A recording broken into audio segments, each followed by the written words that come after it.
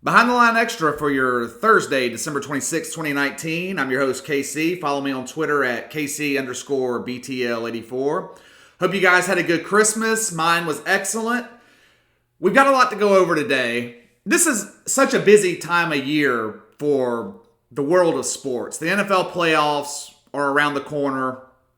NBA season tends to heat up this time of year going into January. You had the unofficial start to the regular season in the NBA yesterday. College bowl games should start to get more interesting in the next week, or actually coming up this weekend, once the playoffs and the real bowl games begin. But I'm going to start today with Black Monday. If you don't know, Black Monday is the Monday after week 17 in the NFL season when the majority of your coaches who are going to be fired lose their job. So what I'm going to do here, I'm going to give a list of coaches I think should be fired on Monday. I'm also going to have some on the list that are 50-50. We don't really know at this point, one way or the other, whether or not they're going to be the coach of their team going into next season. So I'm going to start with the 50-50 guys. Back in early December, NBC Sports' Brian Perez reported that, barring a late season collapse, Chicago Bears head coach Matt Nagy's job would be safe. But since that time, the Bears are 1-2. They won against the Dallas team that is 3-5 the last half of the season, then dominated by both the Packers and the Chiefs. And unfortunately for Matt Nagy, the final game of the season is at Minnesota against a pissed-off Vikings team that were just embarrassed on Monday Night Football. Chicago entered this season as Super Bowl contenders, at least by the local media and their fan base. But it's all fallen apart because of the dismal season from Mitchell Trubisky. That's not Matt Nagy's fault. If anything, Bears general manager Ryan Pace should be fired for drafting Trubisky over Deshaun Watson and Patrick Mahomes. Hell, Pace gave Mike Glennon a contract at 3 years, $45 million back in 2017. The guy obviously can't scout quarterbacks. Now, Matt Nagy isn't blameless for the 7-8 record. For some reason, he's abandoned the run all year. Tariq Cohen had over 1,100 scrimmage yards last season when the Bears were 12-4. This year, he's got a little bit over 600. Why has he been less involved? No one knows. Matt Nagy's the reigning coach of the year, and I think he's one of the better offensive minds in football. I think he's going to get one more year in Chicago, but they have got to get a quarterback. Someone like Cam Newton or Teddy Bridgewater, if the Saints decide to let him walk. If anyone should be fired in Chicago, it should be general manager Ryan Pace. All right, next up for the 50-50 coaches, Anthony Lynn in Los Angeles with the Chargers. Another coach who had a great season last year. They came into 2019 with huge expectations, and everything fell apart. It started over the summer with Melvin Gordon holding out. He ended up missing the first 4 or 5 weeks of the season. But much like Matt Nagy, there wasn't much Anthony Lynn could do about it. We see Breeze and Brady excelling well into their 40s. Obviously, that's not the case with Phillip Rivers. The drop-off in his production from 2018 to 2019 was dramatic. He threw more interceptions in 11 weeks this year than all of 2018. The Chargers as a team are a turnover machine, 28th in the league in turnovers. Even so, 9 of their 10 losses are one-possession games. I don't think Anthony Lynn should be fired. I think he should be given another season, but there's a possibility the Chargers could let him go.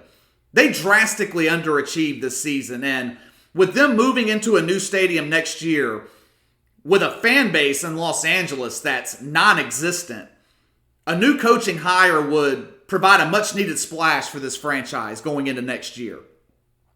Next up, Dan Quinn in Atlanta. A few weeks ago, when I did my Coaches on the Hot Seat segment, Dan Quinn's ass was burning, his seat was so hot. But since their dismal 1-7 start, the Falcons are 5-2. It seems like once this team found out that their head coach was at risk of getting fired, they rallied around him. Julio Jones came out publicly in defense of Dan Quinn. There are some problems here, though. This defense improved dramatically once Dan Quinn gave up the play calling. And he's a former defensive coordinator. Since the Falcons' Super Bowl season in 2016, Atlanta's 23-24, and they're going to miss the playoffs for the second straight year. Ian Rappaport reported a few days ago that Falcons owner Arthur Blank is undecided on Quinn's future. I think his saving grace is going to be the way that this team bounced back the second half of the season. They beat two of the best teams in the league, the 49ers and the Saints, on the road. They blew out the Panthers and the Jaguars. We'll see what Arthur Blank decides to do, but Dan Quinn is the definition of 50-50 at this point. And the last coach in the 50-50 category, Matt Patricia in Detroit. For some reason, not many people are talking about Patricia being on the hot seat. I wouldn't exactly call his seat hot, but it's definitely warming. Some people will point to Matt Stafford's injury as the reason that the Lions have sucked this season, but that might not matter. By the way, I've never been a Matt Stafford guy. I've got no problem with his character traits like I do somebody like Baker Mayfield. But Stafford is fool's gold to me. He puts up big numbers, but it doesn't translate to wins. His career record is 69-79-1. 4 winning seasons in 11 years in Detroit. 3 playoff appearances. But anyway, back to Matt Patricia. He was brought in to improve the Lions' defense, and it hasn't happened. They finished 16th in the league last year, and this year they've gotten worse. They're last in the league defending against the pass.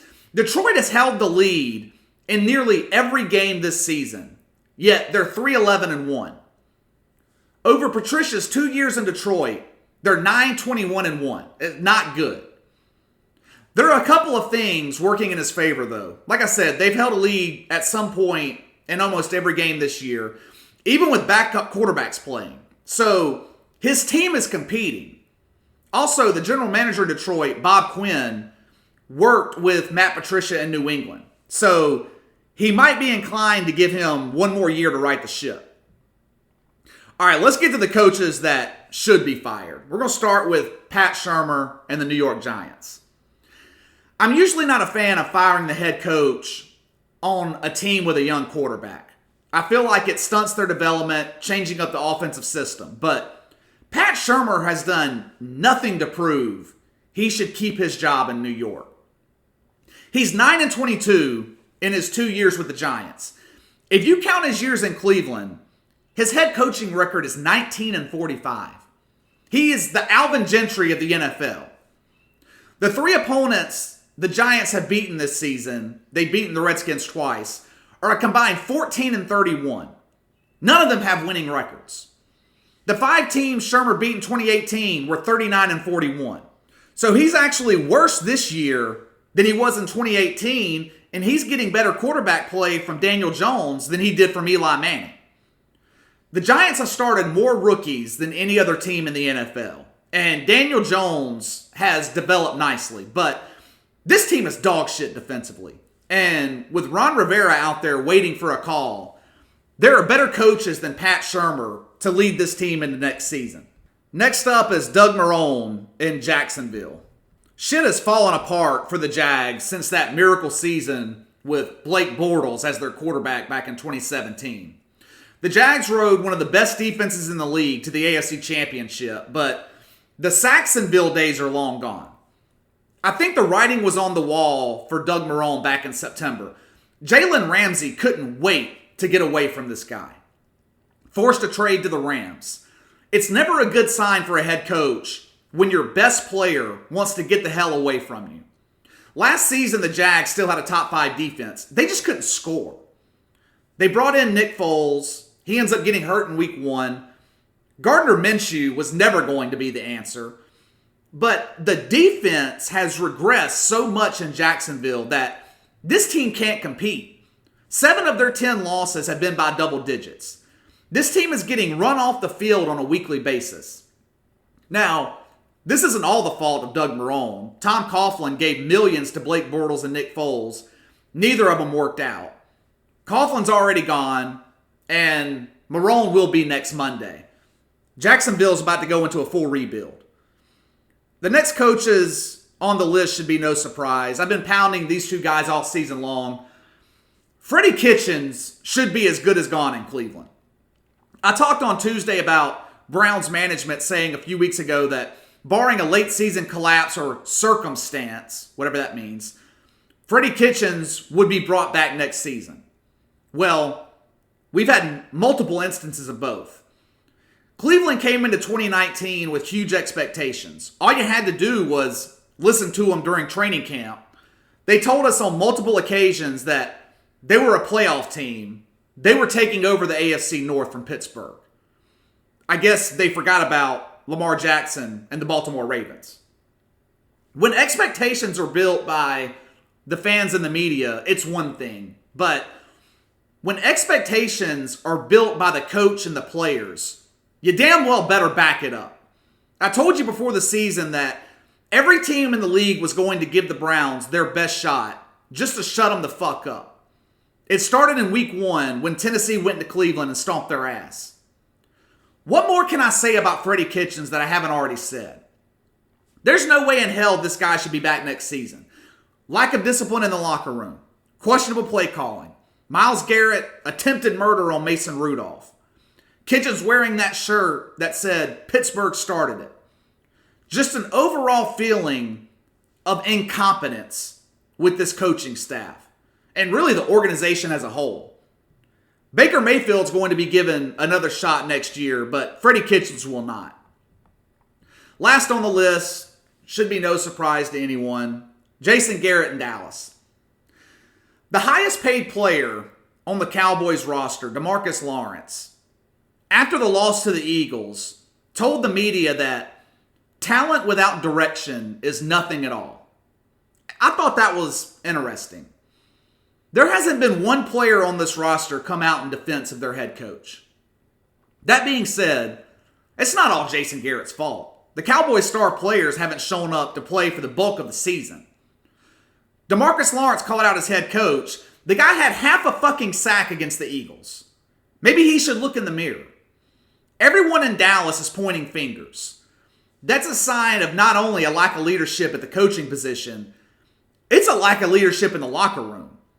Who is the leader in Dallas? It's not Dak, not Zeke, not Amari Cooper. It's not DeMarcus Lawrence. Who the hell is the leader?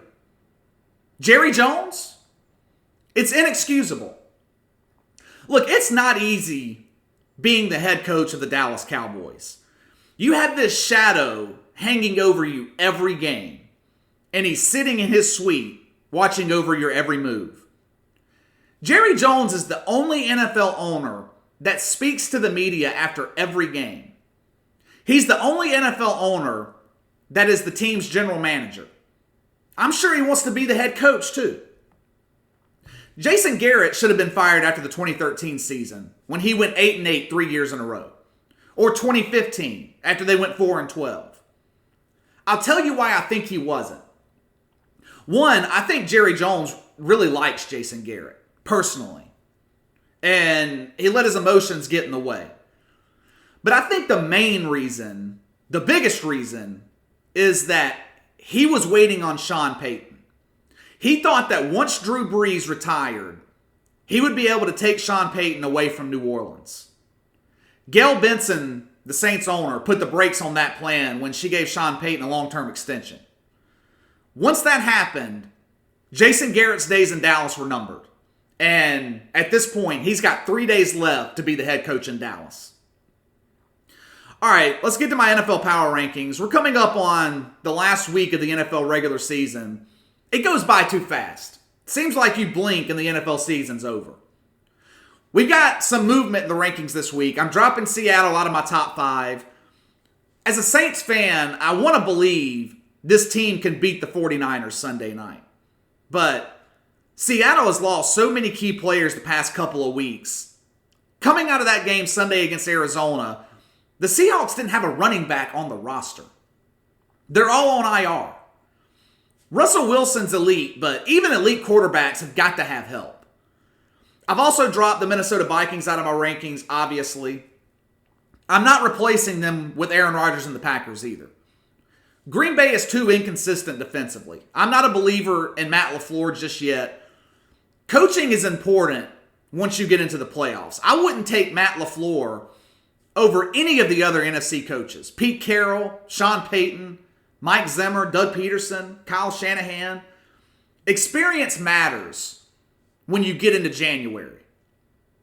So we've got two new teams in this week's power rankings, starting with number 5, the Kansas City Chiefs. I've kept them out of the rankings all season because I wasn't high on their defense, but they've quietly become a top 10 defense. Last 4 weeks, they're only giving up 274 yards a game, 8 points. That's as dominant as you can get in the NFL. We all know what Patrick Mahomes and this offense can do. That goes without saying. Although the defense has improved since earlier in the season, they haven't exactly faced high-powered offenses the last 4 weeks. They went into New England and beat Tom Brady in a struggling Patriots offense, but the other 3 games were against Derek Carr and the Raiders, Mitchell Trubisky, and Drew Lock in Denver. Not exactly impressive quarterbacks to defend against. Although I do think Drew Lock is going to do big things in Denver. All right, I've got the New England Patriots at number 4. I know it may not make sense to have the Patriots ranked ahead of the Chiefs since Kansas City went into Foxborough and beat them. But I think New England has the better defense, better head coach, and they've got this guy named Tom Brady. In case you didn't know, he shows up in December and January. That win last Saturday over the Bills was New England's best win of the season. They put up over 400 yards against what I think is the best defense in the NFL. Tom Brady looked as good as he has all season. A win this Sunday against Miami secures them a first-round bye in the playoffs. I'm not doubting the Patriots in the playoffs. Tom Brady's old. We all know that. But he is a mastermind on the sideline and an elite defense. Stephon Gilmore is one of the best cover corners in the league, and the Patriots show up when it matters most in the fourth quarter. The San Francisco 49ers, I've got at number 3. Offensively, I think this team has improved, but the defense has regressed a bit. They were lit up by Drew Brees. They couldn't stop the Falcons with under a minute to go at home. The supposed best pass defense in the league gave up over 300 yards passing to Jared Goff, who has struggled all year.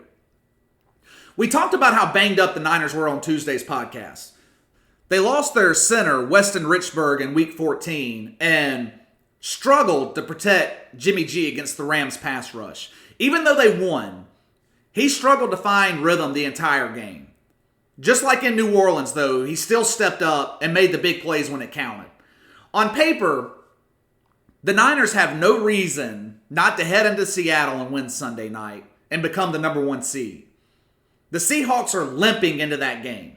Their home field isn't nearly as intimidating as it was in the past. The spotlight Sunday night is going to be shining bright on Jimmy Garoppolo, and we'll see how he responds. Saints remain at the number 2 spot. I think the defense has bounced back since the horrendous performance against the 49ers a few weeks ago. They gave up a couple of big plays early on against the Titans, but I thought the defense kept the Saints in that game.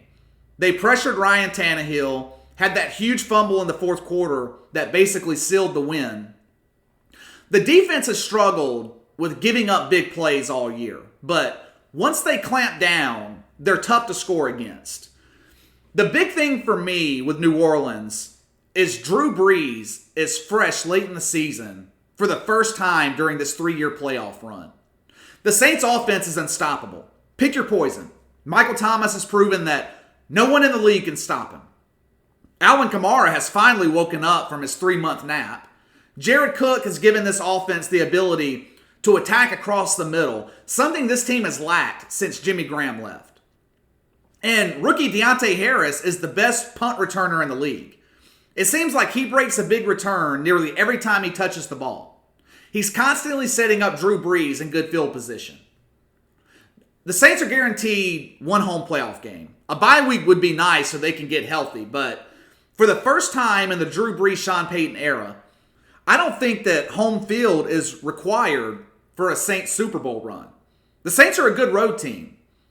Green Bay, obviously, I think would be a struggle if the weather is as cold as it is up there in January.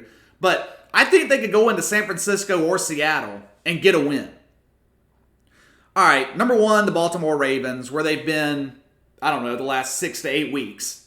They clinched home field advantage last week with the beatdown of the Browns. Great teams find ways to win. 90% of the first half in Cleveland, the Ravens were sleepwalking through that game. They were down 6-0 late in the second quarter. Next thing you know, within about 90 seconds, Baltimore was up 14-6. The floodgates can open at any second with Lamar Jackson. The trade for Marcus Peters might be the best trade of the season. Before his arrival, Baltimore was giving up 350 yards and 23 points a game. They were 4-2 over that stretch. Since then, 282 yards, 15 points a game, and the Ravens are 9-0. Peters has completely changed this defense. I don't see a team in the AFC beating Baltimore. Every team in the league has struggled defending against Lamar Jackson. Add to that how difficult it is to score against the Ravens defense. Baltimore is the clear favorite to make the Super Bowl in the AFC. All right, let's get to the NBA. The unofficial start to the NBA season tipped off yesterday. Christmas Day is the biggest day of the NBA regular season. All eyes are on the league. This Christmas was a bigger deal than past seasons, in my opinion. The NBA needed a strong showing. Ratings are in the shitter. They're down double digits across the board.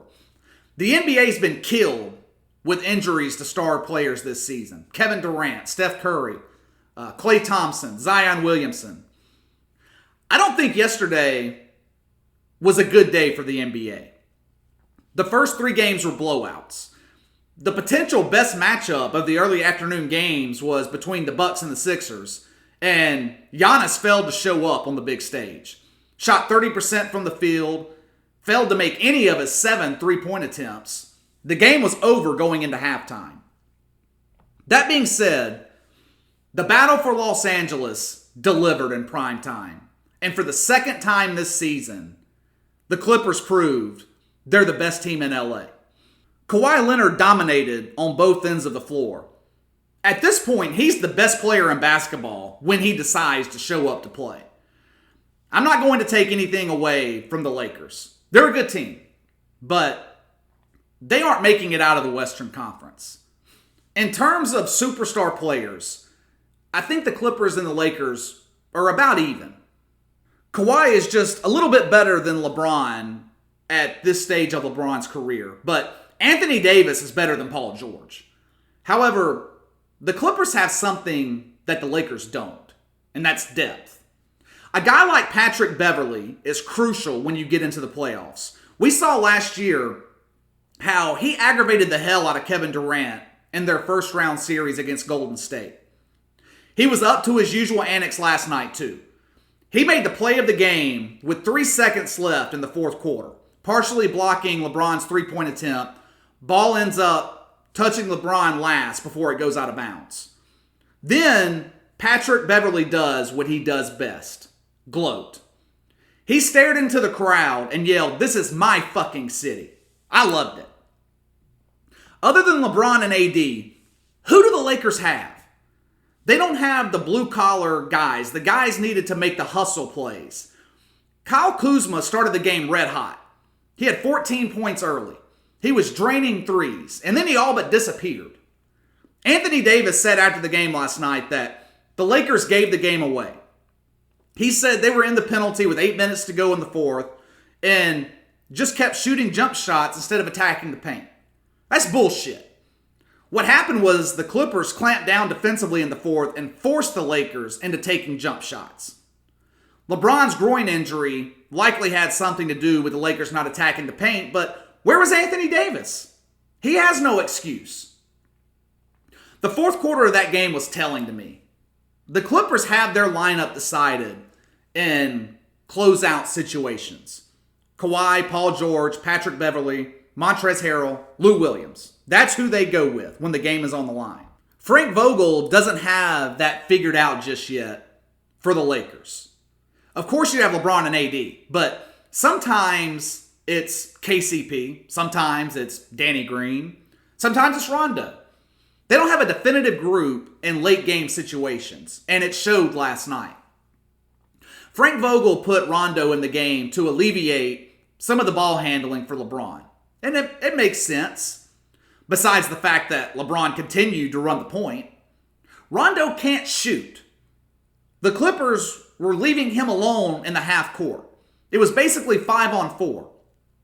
If you're going to have Rondo in the game, he's got to be running the point. He's got to be running the offense. Otherwise, he's useless.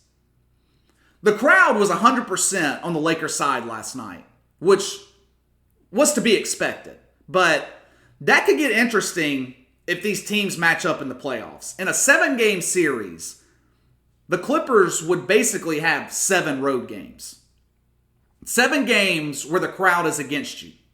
It'll be like the Chargers and the NFL. They play 16 road games a year. I don't think it'll matter, though. For starters, Kawhi Leonard thrives off of situations where his back is against the wall. It's him against the world. But secondly, in a 7-game series, depth and talent prevail 99% of the time. And the Clippers have the depth and the talent. The Lakers only have one of the two. All right, that's all for today. I'll be back tomorrow with my college bowl bets for the 2 playoff games. Hit the like and subscribe button on YouTube. Leave me a 5-star rating on iTunes. You can follow me on Twitter at KC_BTL84. I will see you tomorrow.